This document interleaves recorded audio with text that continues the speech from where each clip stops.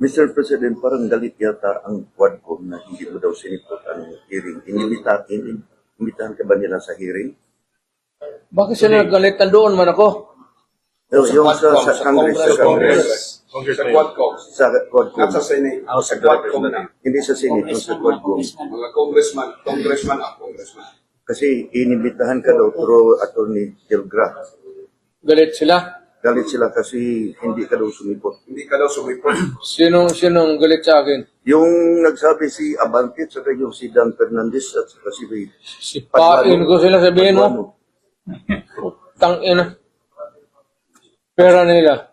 Wala na akong pera eh. At pamasahe ako doon. I am living on my retirement pay. I never, kayo taga Davao kayo, lakin tayo, kababata tayo dito. Wala akong extra money na sa bangko na lahat sweldo ko yan, pati yung retirement ko. Sila pa ang galit ngayon. Buang. At sinabi pang ipakuntim ka daw. Sige daw. Si Paduano nagsabi, kaniha lang. Sino? Paduano. Yung Congressman Paduano. Congressman Paduano. Kasi, Sino yung unggoy na yan? hindi ko kung itagasaan yan. Kasi yung aktor na diyan, si Dan Nagkakulong sa lahat Fernandez, ng mga Abante at saka resource Paduano. person. And yun, nag-contempt sa lahat. You don't scare me a bit. Galing na ako pagka-presidente, huwag nila akong ganunin. Galing na ako sa Congress. Na mayor ako, na congressman ako, na presidente na ako. Do not give me that shit. Diyan mo sa kanila. Totoo bang may impartiality na kita mo ngayon? Wala man siguro, but alam mo, actually, wala, in fairness to the idiots, wala akong notice na pupunta ako ngayon. Sabihin mo nga sa hindot na yan. Pero si Attorney Delgra Mayor nagbigay ng parang reply sa summon or sa nagbigay. So what was his reply? Kasi nalagay sa according to Attorney Delgra na yung ginawa mo sa Senado, pwede nilang kukunin kung gusto nila. Ano man sinabi ko? What is there to say or more to what I have said? Na sinabi ko naman lahat. Ano pa ba ang gusto ng mga gago? May balita, Mayor, na ang ICC prosecutor sa iyo dito. ICC? Yes. Ang kilala kong ICC is Immaculate Conception College. Utang sabihin mo sa ICC, I'm addressing to the ICC. Pumunta kayo dito at bibitayin ko dyan sa Akasya. Lo nila. Ibang issue. Pwede daw magbigay ang Senate ng transcript ng statement. Yes, statement sa sa ICC. Senate hearing. They will do that. Well, it's up to them. I mean, are you posing a question or are you informing me? Yeah. They're informing you that they That- are Giving all the giving all the, transcript. they will give the transcript now to ICC. It's a possibility. Well, go ahead. Be my guest. Mr. President, Yes. if in case the Quadcom... Hindi na ako presidente. Rudy Duterte. Mayor Rodrigo Duterte, Oh, in yeah. case the Quadcom will invite you, bigyan kanila ng pamasahe, are you still willing to be there to attend the Quadcom? Hindi ka takot? May maganda bang member dyan sa Quadcom? Lucky mo yun. Mayor, alam mo ba na merong isang drug lord na tumaya sa Pilipinas, hindi mo napatay. Bumalik ngayon, tapos nag-file naman ng certificate of candidacy, tatakbo naman ng mayor. Yan si Mabilog sa Iloilo. Nasa listahan mo yan na drug lord eh. At saka si Kaya sumibat sa Amerika. Tama. Ngayon nagbalik. Si Mabilog. Nag-file na naman certificate of candidacy, tatakbo ng mayor sa pati si Kerwin Espinosa. Mga drug lords na ngayon. Yes. Yung mga drug lords sa panahon mo. Sige, kasi may panahon man na walang drug lords. Ngayon, panahon na ng drug lords. Totoo yun, panahon ngayon, Lord. Ako retired na. Ayaw ko nang gumulaw. Hindi na ako magpreparado magipag-away. Hindi naman ako takot. But ayaw ko na kasi tapos na ang panahon na binigay ng Diyos sa akin. I was given the responsibility of being mayor, of being a prosecutor, mayor, president. Hindi, I cannot be the guardian of my people for all time. Pero bakit meron pang gustong bumalik ka? Ayaw ko na. Ayaw ko na rin pumatay. Kasi At yung mga vlogger, daming mga vlogger ngayon, gusto, Duterte, may ibalik. wala na ang kamay ko, Talaga siya man. nagtigas na oh. Ayaw niya, pero ang mga tao gusto siyang ibalik. Ayaw ko na. Yung mga tao Hindi ko na. gusto. Yung mga vlogger, Sabi nga ko na, I would again refer you to the Bible. There is always a time for everything. I am to be born. There is a time to be mayor, and a time to kill, and a time to be peaceful, and a time to be at peace with the world. Huwag na nila akong gawin, just don't fuck with me. Kasi kung kalkalin pa ako nila sa ginagawa ko na trabaho ko, at utang ina, talagang babarilin kita, pero sabihin mo na, hindi ko na trabaho eh. Huwag mo lang akong takot-takutin niya, paing kita. Isa lang tanong, Mayor. Bakit kinahamon mo na sila? Pailan ninyo ako ng kaso. Bakit hindi kayo pinala ng kaso? Bakit gusto nila doon lang sa hearing? Hanggang dyan lang. Eh, Hinamon mo naman na pailan nyo na ako ng kaso. Bakit hindi ka pinala ng kaso? Inamin naman ang pinatay mo yan. ayaw ko sumabugok na yan. Mayor, if in case you'll be invited by Trump administration to be one of the consultants for drugs, will you accept that? Ayaw ko na rin. Kasi matanda na ako. Maging hambugiro na kasi ako. Marami naman diyang ex-drug lord. Yan. Okay. Anyway, final question ko ngayon. The issues against you in both the Senate and in the House is always focus on extrajudicial killing and Davao Death Squad. This started during the time when Laila De Lima was still chairman of the Commission on Human Rights in 2009 to be exact. How come, despite the fact that about 20 years had elapsed, hanggang ngayon, wala silang ebidensya na pinakita sa korte o sa publiko. In the allegation that dito sa Davao, halimbawa, there were 2,000 extrajudicial killing victims which was buried in the Laod Quarry. How come up to this time, they have not produced a single piece of evidence? Naging CSR, naging DOJ Secretary, naging Senador. Hindi ko man, I'm not challenging Senator De Lima to come up with something. Magyayabang na rin ako. Maybe because being a lawyer, mahirap talaga mag-build ng kaso. Parang bahay yan eh. Start a poste, gawin. Tapos you get to the wall and then to the roof. Mahirap talaga lalo na kagaya ko na mayor. Wala man akong naalaala na pinatay ko na banhaw. Na nag-resurrect. Hindi biro. Hindi. Ewan ko, because siguro baka naawa rin ng Panginoong Diyos na ayaw ako bigyan ng problema kasi sa katandaan ko ngayon at this age, baka he might really want to spare me of gusto na lang ng Diyos siguro maligaya ako. ganito na lang. For whatever there was, or ano ang nangyari o anong sinabi nila na ginawa mo. Kaya yung sa Dumoy, inubos ko talaga.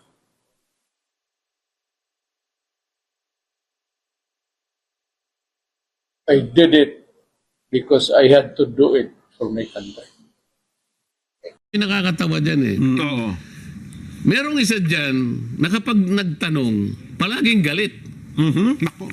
Yan ay pagkakaintindi mo. Oo nga. Oo. But it does not follow. Sabi Tama niya, po. no? Oo. Bakit daw? Bakit daw? Meron bang ganun? Hindi. Yung judge ba gagawin sa iyo yan? Ang judge palagi lang nakikinig yan. Ang naglalaban, yung dalawang abogado. oo. Isang prosecution, isang defense. Yes. Pero yung judge, palagi siyang nakahawak doon sa court neutrality Oho. of an impartial judge. Halimbawa, sinabi niya, Oo. yan ang pagkakaintindi mo, pero mali ang pagkakaintindi mo sapagkat Oo. hindi yan ang totoo. Sabi nga, oh. Ba't Sabi niyo po ko naman. nasabi? Ano po pala ang totoo? Oh, ayun na. Oo. Paano mo nalaman kung ano yung totoo? Una, pasigaw-sigaw kayo. Kawawa yung mga tao. Unang-una, hindi nyo gawain yan. Pangalawa, wala kayong kakayahan para gawin ninyo yan. Bakit? Yung 4 na chairman ng committee na yan, walang abogado yan kahit isa yan. Kung bago ka lang dito sa NTPH, maaari bang makahingi ng isang like at subscribe? At huwag kalimutan pindutin ang notification bell para ma-notify kapag may ganito tayong upload. Salamat kabayan! Ano yan kung mukhang may nabasa ako mga statement na noong nakaraan sa House leadership na tamaan niya ang direksyon ng Quadcom at mukhang maraming natutuklasan. Kaya sino man ang gustong pumigil dito, hindi dapat niya pigilan ito. Hindi ito niya dapat magtagumpay. Dapat magpatuloy ang pagdinig ng Quadcom. Yung pagdinig kaya ay nasusunod yung mga parameters at yung mga sukatan na nakalatag sa mga jurisprudence. Well, sa statement na yun ko, ako personally, sa hinuha ko, sa tingin nila, tama ay mukhang nasusunod at mukhang tama ang ginagawa nila, Kong. Halimbawa, Oo. yung sino ba yung kaibigan mo, si Benny. Si Benny Abante, nakita ko nag-appear doon. Benny Antiporda po. Benny Antiporda. Antiporda, Abante, Congressman po. Gawin nating halimbawa si Benny Antiporda. Naku, bigla ka ako naawa kahapon. Ano nga gawin nating halimbawa? Opo. Ano yung tinanong sa kanya? Ang tinanong sa kanya kung totoo ba yung sinabi na ikaw involved dito sa smuggling ng droga. No, sabi niya, May nabanggit yung pangalan mo. Hindi po kanya. Hindi po kanya. Nagpaliwanag siya, di ba? Opo, Yes, katunayan niya, si Colonel Acierto, hindi niya nababanggit ang pangalan ko at di wala ako Kiniklear ako eh. Kiniklear, hindi niya nakikita sa kanyang report at sa kanyang intelligence gathering si Benny Antiporda. Bigla may Sumagot sumigaw. agad na, Your Honor, Hindi, teka muna, bago na mangyari yun. Ang katibayan po na hindi po totoo yan kasi po, yung dalawa pong witness, naglaban po yung kanilang magkaiba ng statement, oh. Kaya kanya, ang aking pong pagkakaintindi dyan, ay talaga pong Hindi ako involved. hindi po ako involved. Opo. May sumagot ngayon. Yun nga. Oo, yun, nako. Pasigaw pa eh. Galit. Ito yung nakakatawa dyan eh. Oo. Merong isa dyan na kapag nagtanong, palaging galit. Nako. Yan ay pagkakaintindi mo. Oo nga. Oo. But it does not follow. Sabi Tama niya, po. no? Bakit daw? Bakit daw? Meron bang ganun? Hindi. Yung judge ba gagawin sa iyo yan? Ang judge palagi lang nakikinig yan. Ang naglalaban, yung dalawang abogado. Isang prosecution, isang defense. Yes. Pero yung judge, palagi siyang nakahawak doon sa court neutrality of an impartial judge. Ngayon, sabi niya, yan ang pagkakaintindi mo. Opo, tama. But it does not follow. Oho. Hindi yan ang totoo. Oho. Yan ang sinabi niya, ha? Oho. Hindi lang sumagot yung Benny. Hindi na. Mahimik na lang. Hindi lang niya Mukhang mabait nga si Benny Kong eh. Mabait. Kung ikaw si Benny Antiporda. Oho. Halimbawa, ako si Benny Abante. Oh. Abante. Si Benny, si Ginong Karamps. Oh. Sino ba yung Si Karamps Si Karamp. po. Oo. Halimbawa, sinabi niya, Oo. Yan ang pagkakaintindi mo, pero mali ang pagkakaintindi mo sapagkat Oo. hindi yan ang totoo. Sabi nga, Ba't Sabi niyo po ko naman. nasabi? Ano po pala ang totoo? Oh, ayun na. Oo. Paano mo nalaman kung ano yung totoo? Yung, paano mo nasabi? Dapat, di ba? Oo nga, oo. Yun sinasabi natin eh. Nasaan? Kaya nga sabi ng abogado ni Pangulong Duterte, Oo. ako po'y nagdududa na sa inyo eh. Aha. Kung kayo po'y meron pang integridad, independence, or probity para magsagawa ng legislative inquiry. Aha. Una, pasigaw-sigaw kayo. Kawawa yung mga tao. Unang-una, hindi nyo gawain yan. Pangalawa, wala kayong kakayahan para gawin ninyo yan. Bakit? Yung 4 na chairman ng committee na yan, walang abogado yan kahit isa eh. Oh, yun na nga po, Kong. Nagkataon nga ganun. Mhm. Oh, meron bang makakapag cross-examine doon sa kanilang mga pinagtatanong? Well, ang ilang miyembro So, lang po. paano lilitaw yung kabilang panig? Mhm. So, walang due process eh. Aha. Walang due process eh. Eh kasi nga naman kung layunin talaga nun, gumawa in aid of legislation kasi kung due process ang hinahanap natin doon, eh di dapat sa proper court na natin dinidinig ito, di ba? Yun na nga yung sinasabi natin. Oo. Ang gawain mo lang, limitado in aid of legislation. Yun. Mhm. Oh. Hindi ba nakagawa na sila ng ano eh? Ang pagkakaalam ko, nakagawa na sila ng isang Opo, batas eh. mayroon na po yung ipahinto ang lahat ng POGO operation sa Pilipinas. Hindi Kong. lamang yun. Meron silang House Bill 10986. Anong isang araw? Tama po. Extrajudicial killings. Oho. Ngayon, na-file nila ito noong October 11, 2024. Mhm. O, di tapos na. Opo. Meron ng... Wag na natin munang pasadahan itong House Bill 10986 sapagkat maraming problema itong ginawa nilang batas. Hindi ito yung panahon para atakihin natin. Pero isang episode ito eh. Tama po. O baka 2 episode ito eh. Mahaba-haba yan, oo. Pero kung totoong ang gawain nila is in aid of legislation, tapos na eh. Meron na legislation eh. Oo. Ba't tayo mo pang tumigil? Oo nga. Ha? Wala nang rason. Tapos na eh. Ay mukhang... Bakit tinanong na naman yung driver ng dating Pangulo? Meron ako na. Opo. Si Benaventura. Si Benaventura, Kong. Oo. Ngayon, wala silang nakuha dun sa tao. Oo. Hindi magaling sumagot. Sumagot Malinaw na. pa nga na napakita niyang napakabait ng Pangulong Duterte. Ngayon, nasipayo ata yung abogado. Si Congresswoman Luis Troya yun. Opo. Tuwan-tuwa ako eh. Ngayon, ang ginawa niya, dahil sa wala siya nakuha, 0. Opo. O edi ka, dahil sa napakabait ka ni Pangulong Duterte, ikaw ay bilib na bilib dyan. Opo naman, sabi niya. Opo. Kung halimbawa, bibigyan mo ng grade si Pangulong Duterte, Opo. between 1 and 10, 10 being the Highest. The highest. Opo. Anong grado ibibigay mo? 10 po. Talagang bilib ka, ha? Oo. Di pati buhay mo kanya ibibigay mo sa kanya dahil bilib ka sa kanya. Ay. Opo. Di pwede ka rin magsinungaling kanya. Yun ang Dahil sa bilib mo. Yun ang kanyang konklusyon. Hindi, kasi in English niya So you can also do some misrepresentation before this committee only to save him. Yes, ma'am, sabi naman nung isa. No? Alam mo, kung yun ay nasa tunay na korte, doon pa lamang sa niyang Opo. between one and other, yung defense counsel. Nakaharang agad yun, Your Honor. Your Honor, objection. Yes. What is the objection? Sabi ng judge, It is irrelevant, it is impertinent, no basis, Your Honor. Titigil yun. Tama. Sustain. Sabi ng judge. Wala na connection eh. Wala connection eh.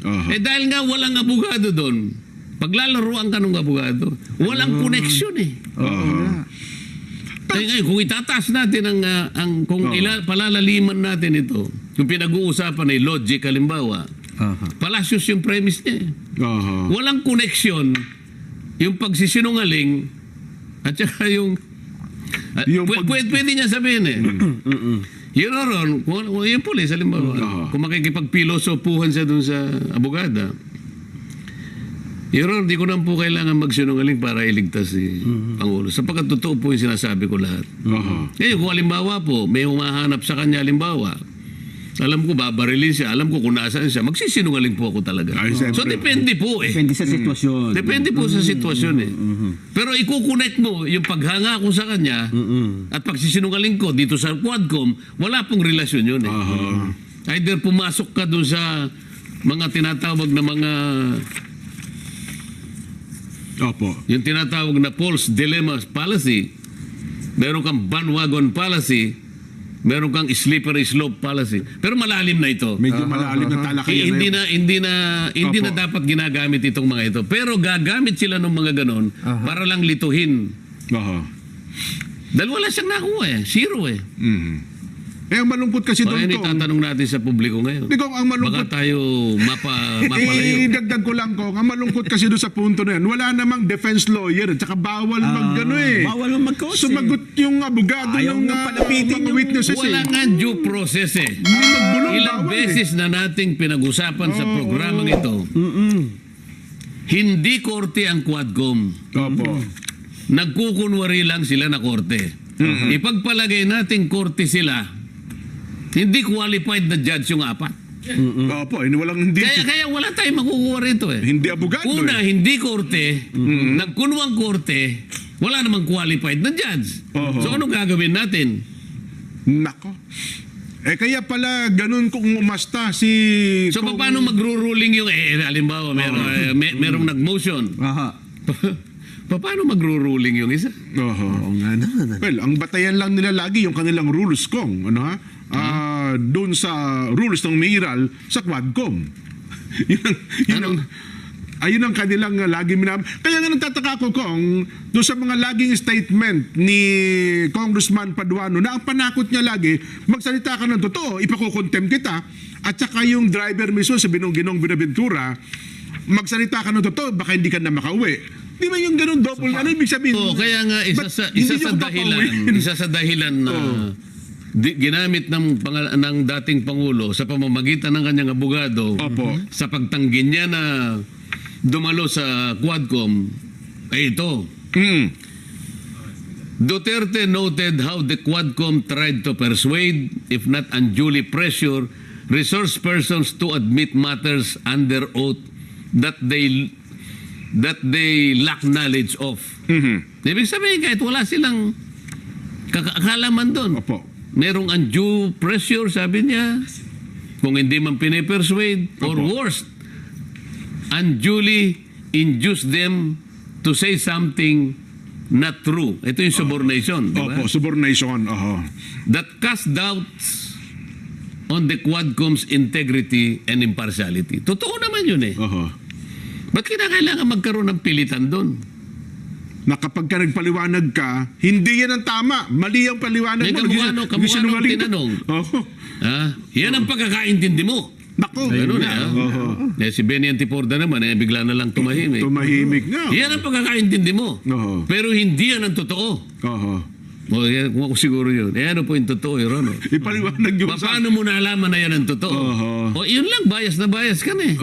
Hindi kailanman mangyayari sa korte yun. Sapagkat merong due process sa korte.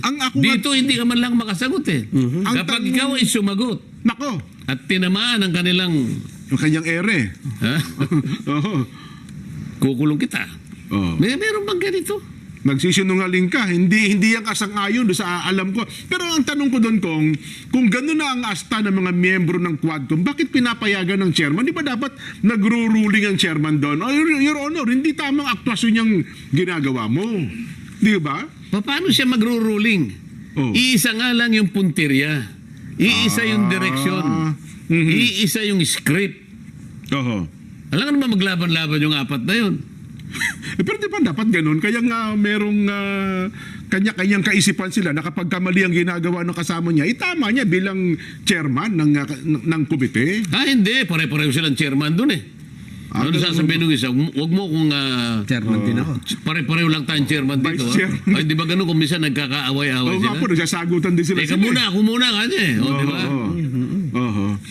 Pero ang tanong dito ngayon, Kong, paano ito hindi Paano ko masabing- resolbahin? Paano ito resolbahin? Sinong pipigil sa kanila? Oo, na sana maitama yung kanilang direksyon. Well, hindi tayo tutol doon sa Hindi na kanilang dapat yung immediate gano'n. legislation. Dapat huminto na lang sila sapagkat Oo. sinasabi pa yung ating binabanggit na Bengson versus Senate.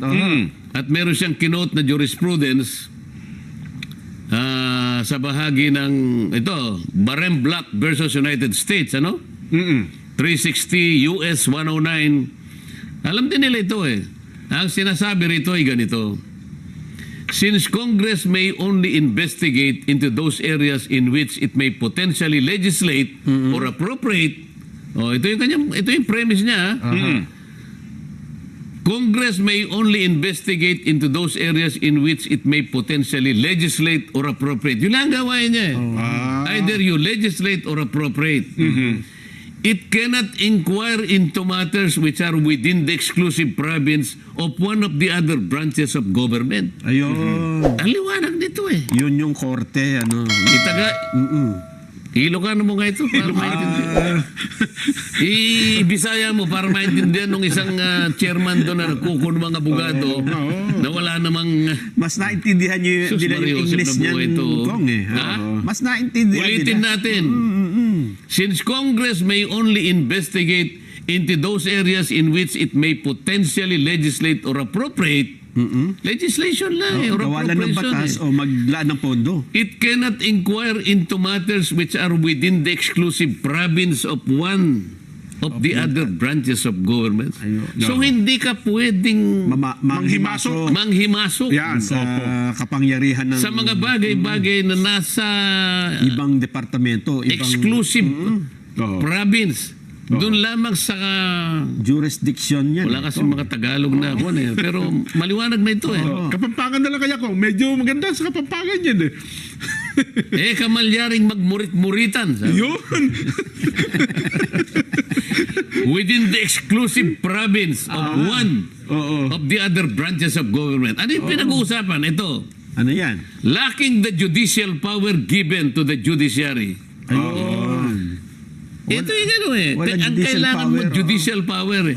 Legislative ka lang eh. Ayun nga. Kukunin mo yung legislative power. Ito yung domain ng judiciary, sabi niya. It cannot inquire into matters that are exclusively the concern of the judiciary. Neither can it supplant the executive in what exclusively belongs to the executive. Ang linaw naman yan. Paano pa natin ipaliliwanag sa mga taong ito? Paano natin sasagutin yung kung sabi naman, hindi, itong Quadcom ay nagbigay linaw at sapat na kaalaman sa taong bayan. Yun ang pagkakaintindi nyo. Ganun. Ibalik mo sa kanila. Yun ang pagkakaintindi nyo. Ngunit sa liwanag ng mga pangyayari sa pagdidesisyon ng Korte Suprema, mali kayong lahat. Sumunod pa tayo sa batas. Yung pong mga pagdidesisyon ng Korte Suprema, lahat po ng desisyon ng Korte Suprema, mali man o hindi, ay nagiging kabahagi ng mga batas na umiiral sa ating bansa. Yun ang pinakamatindi rito. Ano man ang desisyon ng Korte Suprema, mali man o tama, bahagi na ng ating mga batas na sa pilitang tatanggapin natin. At susundin natin. Yun ang pasya ng sila ano sinusundan nila? Maliban doon sa kanilang pahayag na maliwanag po. Paano nyo nakukuha yung mga ano na yan? Tinatakot ninyo yung mga tao. Hindi sila makapagsalita nang hindi nyo tinatakot. Wala silang mga abogado sa sarili nilang dapat na piniling mga abogado. Para sa ganun, yung kanilang mga karapatan ay maproteksyonan at mapangalagaan din. Yung iba naman ko, hindi naman tinakot, kinausap para sa mang-ayo naman doon sa gusto nilang gawin. Di ba? Kaya nga nagreklamo ata yung Grijaldo, di ba? Kinausap po niya ako eh. At nung kinausap ako, ito niya. Ito, kasang-ayon ka ba dito? Tama ba itong gagawin mo?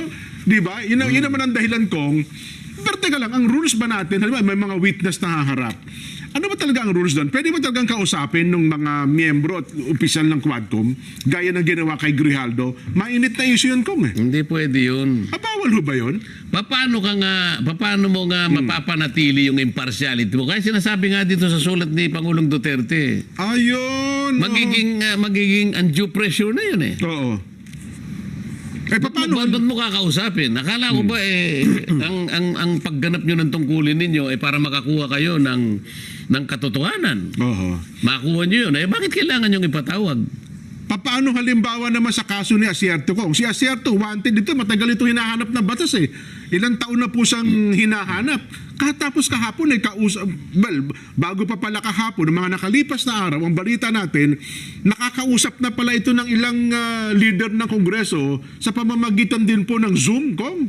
At humarap nga po sa pagdinig kahapon sa pamamagitan din po ng Zoom. Wanted po ito, paano yun? Ayun na nga. Oh. Ano yung legislative purpose? Ayun. Di ba bawat kasi sa tunay na korte kasi dyan, bago mo iharap ang isang testigo, mag-o-offer ka muna. Your Honor, I am presenting Nelson Lubao for the purpose of testifying into the following blah blah blah. And on the basis of his testimony, he will be able to identify certain documents, blah, blah, blah. Para sa ganun, yung kalaban mo, kabisado niya rin kung paano kanya i-counter. Hindi pwedeng magkaroon ng surprise. Bawal pala yun. Walang Surprise witness po nangyayari. Hindi pwede yung ganun. Palaging meron due process. Hindi ka po pwedeng basta ka na lang, magano ka na surprise. Hindi. Bago nga kayo mag-umpisa, meron kayong stipulation dyan eh. Opo. Ilan ang mga ipipresent mong ano? Mga witnesses. Ito po, anong mga pangalan?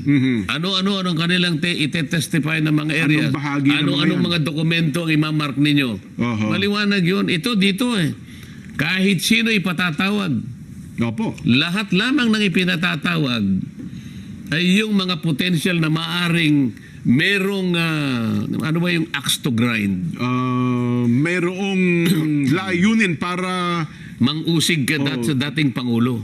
Tama. Tama ba yun? Mukhang wala naman silang ipinatawag na, ito kamukha nito, ipinatawag nila yung driver. Na alam naman nilang walang makukuha. Pero sa kabandang uli, sinabi ko nga sa'yo, bigla nilang sisiluhin. Di pa paano ngayon, Kong? Ang ating mga kababayan, so dapat na bang ipagpatuloy ito ng Quadcom, yung pagdinig? Kasi pang-10 na po yung kahapon at ang plano, magkaroon pa po ng pang-11, pang-12, pang-13 at so on and so forth pa po. Ang masasabi ko dyan, paano naman yung mga ibang mga ito'y gawa na yung mga bills eh. Gawa na yung mga resolutions. Bakit naman puro na lang yung Quadcom puro na lang ito yung kanilang pinagsasakitan? Bakit lahat ng panahon, lahat ng resources dito na lamang nakatutok? In aid of legislation daw. Paano yung nagawa na? Na hindi namin nadidinig. Kamukha ng mga bills ko na puro sa kuryente. Saka gusto mo ibaba ang kuryente. Yun ang dapat. Walang panahon. Yun ang dapat in aid of legislation talaga. Bakit yung pinipilit niyong gumawa pa ng batas? Ito, nakagawa na po nakalinya na po lahat ang mga batas na pinanukala namin. Bakit hindi po kayo magbigay ng panahon para kahit papano? Kahit na isa o dalawa lang, maisulong natin. Bakit dito kayo palaging nakatutok? Hindi nyo nahahalata yan? Meron isang komite, Kong, yung Blue Ribbon ata. Office naman ng pangalawang Pangulo ang target. Magama. Noong isang araw. Hindi ba? Anyway, paano natin natatanong ito, Nelson? Sa ating mga